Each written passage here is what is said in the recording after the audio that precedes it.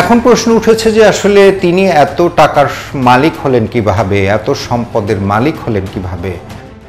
ওদের দারোয়ানের হাতে কেস দেওয়া হয়েছে, তারপর দিয়ে এবং কি ওদের ভাড়াটির হাতে কেস দেওয়া হয়েছে।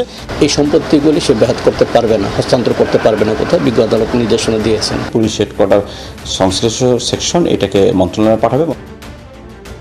শুধু দর্শক, আপনাদের সামনে আমি আবারও নতুন একটি বিষয় নিয়ে হাজির হয়েছি, যদিও সাম্প্রতিক সময়টি পুরনো। সেটি হচ্ছে চট্টগ্রামের এডিসি কামরুল হাসানের অবৈধ সম্পদ নিয়ে। আমি মহিম মিজান, আপনাদের সাথে আছি সংবাদ বিশ্লেষণ।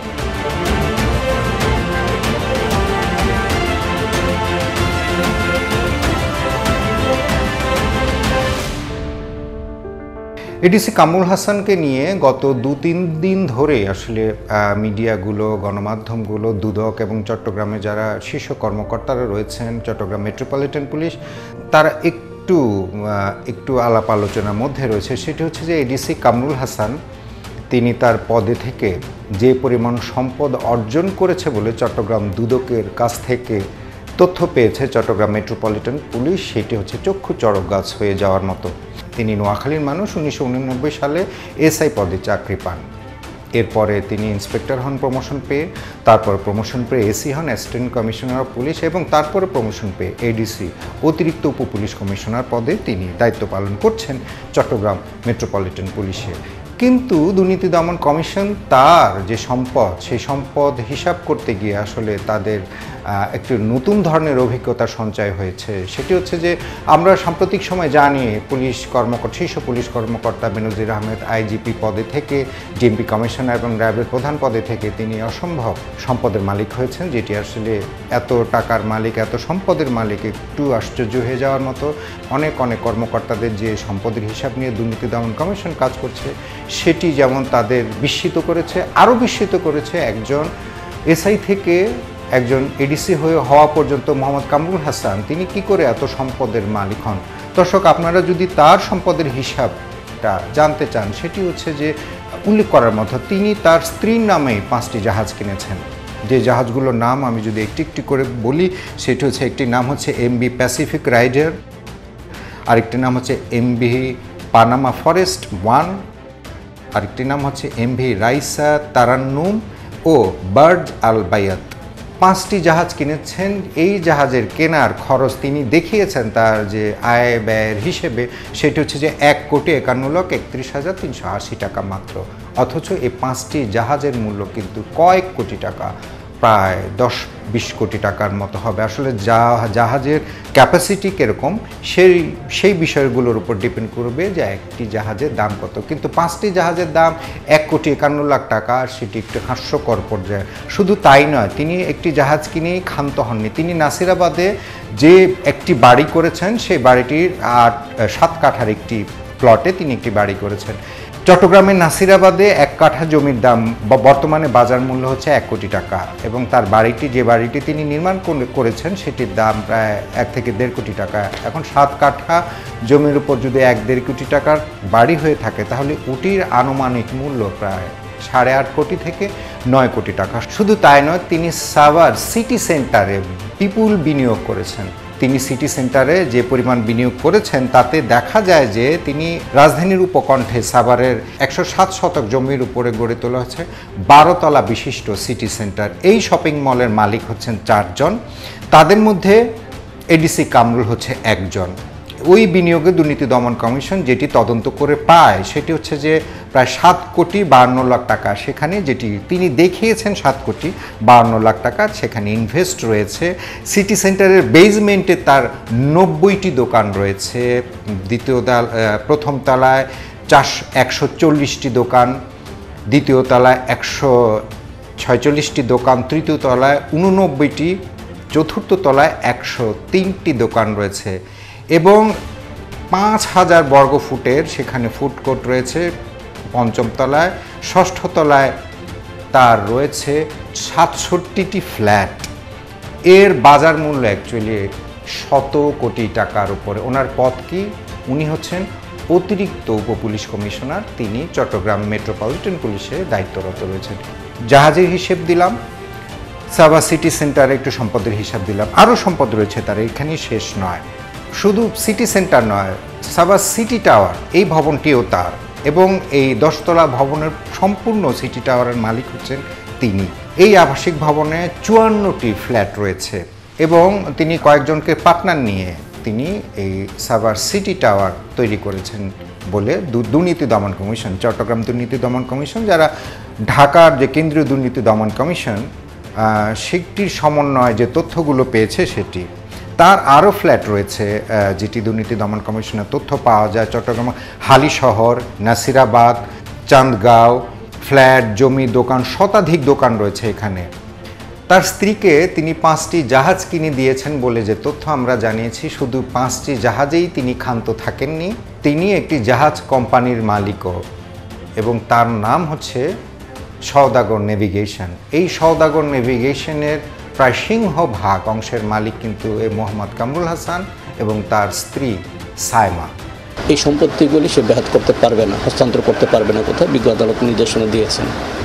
আর বিদেশ যাওয়ার ব্যাপারে সেটা আমাদের প্রধান কার্যালয় থেকে ব্যবস্থা নেবে। এবং দুর্নীতি দমন কমিশন প্রাথমিকভাবে তার যে সম্পদগুলো বাজেয়াপ্ত করেছে, স্থাবর অস্থাবর, সেগুলোর তথ্য ঘাটতে গিয়ে দুর্নীতি দমন কমিশন 13,96,31,911 টাকার সম্পদের খোঁজ পায়, মানে এগুলোর বাইরে, এবং 12,72,92,216 টাকার স্থাবর সম্পত্তি, 1,23,39,216 টাকার অস্থাবর সম্পত্তি পার, এগুলো কিন্তু বাজেয়াপ্ত করার নির্দেশ দিয়েছে আদালত। দুর্নীতি দমন কমিশনের পক্ষ থেকে আসলে এই আবেদনগুলো করা হয় সম্পদ কামরুল হাসানের সম্পদ বাজেয়াপ্ত করার জন্য, এবং আদালত আদেশ দেন এই এডিসি কামরুল হাসানের সম্পদ বাজেয়াপ্ত করবার জন্য। এখন প্রশ্ন উঠেছে যে আসলে তিনি এত টাকার মালিক হলেন কিভাবে, এত সম্পদের মালিক হলেন কিভাবে। সেই প্রশ্নটি আসলে দুর্নীতি দমন কমিশন যেটি আসলে তারা তদন্ত করে পেয়েছে সেটি হচ্ছে যে এই মোহাম্মদ কামরুল হাসান যখন ইন্সপেক্টর ছিলেন তখন তিনি চট্টগ্রামের বিভিন্ন এলাকার 8টি থানার ভারপ্রাপ্ত কর্মকর্তা, আমরা সাধারণভাবে যেটা বলি ওসির দায়িত্ব পালন করেন। এবং দুর্নীতি দমন কমিশনের কর্মকর্তাদের বক্তব্য হচ্ছে যখন এই মোহাম্মদ কামরুল হাসান ওসির দায়িত্ব অর্থাৎ ভারপ্রাপ্ত কর্মকর্তার দায়িত্ব পালন করেছিলেন তখনই সত্যিকার অর্থে তিনি এই শত শত কোটি টাকার মালিক হন। কি অদ্ভুত বিষয়। কমিটি হয়েছিল, সেই কমিটির যে সুপারিশ করছে সেই সুপারিশমালা আমরা পুলিশ হেডকোয়ার্টারে পাঠিয়ে দিয়েছি। পুলিশ হেডকোয়ার্টার সংশ্লিষ্ট সেকশন এটাকে মন্ত্রণালয়ে পাঠাবে। মন্ত্রণালয় থেকে যদি আরও কোনো ব্যবস্থা নিতে বলে তাহলে সেক্ষেত্রে আমরা ব্যবস্থা নেব। ভারপ্রাপ্ত কর্মকর্তার শত শত কোটি টাকার মালিক হয়ে যাওয়া, তার মানে তিনি যে 8টি থানায় মামলা দায়ের হয়েছে, তিনি যে থানাগুলোতে দায়িত্বপ্রাপ্ত ছিলেন থানার ভারপ্রাপ্ত কর্মকর্তা হিসেবে, তার থানায় যতগুলো মামলা তিনি থাকা অবস্থায় এসেছে প্রত্যেকটি মামলার আসলে তদন্ত করা প্রয়োজন, যে কোন আসামিকে বাঁচিয়ে দেওয়ার জন্য তিনি টাকা খেয়েছেন, কোন আসামিকে চার্জশিট থেকে অব্যাহতি দেওয়ার জন্য তিনি টাকা খেয়েছেন, কাকে সুবিধা পাইয়ে দেওয়ার জন্য তিনি এই টাকাগুলো পেয়েছেন, কার কাছ থেকে তিনি জমি দখল যদি করে থাকে। সাম্প্রতিক সময়ে যখন তার এই তথ্যগুলো উঠে আসে তখন কিন্তু তার পাশের বাড়ির যে স্থানীয়রা তারাও বলেছেন যে কামরুল হাসানের বিরুদ্ধে কোনো কথা বললেই আসলে তখন তাদের বিরুদ্ধে বিভিন্ন ভুয়া মামলা, নানান ধরনের নির্যাতন নেমে আসতো। আমরা একটু শুনি। আমাকে অন্যজনের হাতে কেস দিছে, এই বিভিন্ন বিভিন্ন ওই যে চাঁদাবাজি করছি ওদের দারোয়ানের হাতে কেস দেওয়া হয়েছে, তারপর দিয়ে এবং কি ওদের ভাড়াটির হাতে কেস দেওয়া হয়েছে, এভাবে মিলে অনেক কিছু করছে। আমি বলবো না, এখন বলবো না, যে কারণ প্রতিবেশী তো এটা আমাদের অনেক কষ্ট দিয়েছে। তো কামরুল হাসান যখন ভারপ্রাপ্ত কর্মকর্তা ছিলেন, যে 8টি থানার, আসলে দুর্নীতি দমন কমিশনের হাত এত বড় কিনা সেটি আসলে আলোচনা সাপেক্ষ, যে তিনি কিভাবে এই টাকাগুলো আয় করেছেন তাকে যদি জিজ্ঞাসাবাদ করা যায়, কে কে তাকে টাকা দিয়েছেন, কি কারণে দিয়েছেন। যে 8টি থানার ভারপ্রাপ্ত কর্মকর্তা ছিলেন তখন কোনো আসামিকে তিনি সুবিধা পাইয়ে দিয়েছিলেন কিনা, সুবিধা পাইয়ে দেওয়ার ফলে কত টাকা তিনি নিয়েছেন, কোনো আসামি হয়তো হত্যা মামলা বা অন্য কোনো মামলার আসামি টাকা খেয়ে তাকে কি চার্জশিট থেকে নাম বাদ দেওয়া হয়েছিল কিনা। 9 কোটি টাকার 9 কোটি সামথিং টাকার জ্ঞাত বহির্ভূত সম্পদ এবং তার স্ত্রীর 1,60,00,000 টাকার উপরে অথবা কাছাকাছি একটা সম্পদের অবৈধ সম্পদ অর্জনের জন্য এটা অ্যাটাচমেন্ট দিয়েছেন। তিনি কাউকে জমি দখল করতে সহায়তা করেছেন কিনা, বা কোনো ব্যবসায়িক প্রতিষ্ঠানের মালিককে মামলায় ঢুকিয়ে দেবেন টাকা না দিলে, এই জাতীয় হুমকি দিয়েছিল কিনা। সত্যিকার অর্থে কামরুল হাসানের বিরুদ্ধে যদি দুর্নীতি দমন কমিশন মামলা করে, তখন এই বিষয়গুলো আসলে তদন্ত করে বের করে আনা উচিত বলে মনে করেন যারা তদন্তের সঙ্গে, অর্থাৎ দুর্নীতি দমন কমিশনের মামলা এবং মামলার পরবর্তী তদন্তের সঙ্গে সংশ্লিষ্ট। তা না হলে একজন ভারপ্রাপ্ত কর্মকর্তা, একজন ওসি কি করে এত টাকার মালিক হতে পারেন?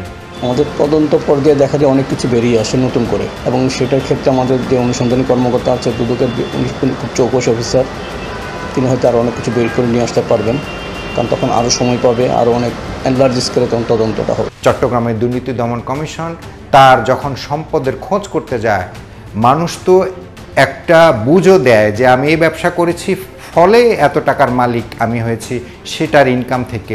এই জাতীয় কোনো নথিপত্র আসলে দুর্নীতি দমন কমিশনকে এডিসি কামরুল হাসান সরবরাহ করতে পারেনি। আসলে আমাদের দেশে এখন যে দুর্নীতি বিরোধী অভিযান চলছে এবং দুর্নীতিবাজদের বিরুদ্ধে দুর্নীতি দমন কমিশন যে কঠোরভাবে আইন প্রয়োগ করছে, তাদের বিরুদ্ধে তদন্ত করছে, দুর্নীতি দমন কমিশনের হাতকে শক্তিশালী করতে সত্যিকার অর্থে এই জাতীয় যে দুর্নীতিপরায়ণ কর্মকর্তা রয়েছে বা যেই হোক দুর্নীতির সঙ্গে যে ওতপ্রোতভাবে জড়িত রয়েছে, তাদেরকে দুর্নীতি দমন কমিশনের হিসেবের আওতায় আনতে, তদন্তের আওতায় আনতে দুর্নীতি দমন কমিশনের পক্ষ থেকে গণমাধ্যমের কাছে কিন্তু সহযোগিতা চেয়েছেন। শুধু গণমাধ্যমই নয়, দুর্নীতি দমন কমিশন কিন্তু তারা তাদের তদন্তে অনেক কিছু বের করে নিয়ে আসছেন, এবং যখন দুর্নীতি দমন কমিশনের আবেদনের প্রেক্ষিতে আদালত থেকে কোনো কোনো কর্মকর্তার সম্পদ বাজেয়াপ্ত হয়, যেমন এনবিআরের প্রথম সচিব ফয়সাল এবং এই যে মোহাম্মদ কামরুল হাসান, এটি কিন্তু আসলে দুর্নীতি দমন কমিশনের আবেদনের প্রেক্ষিতে যখন আদালত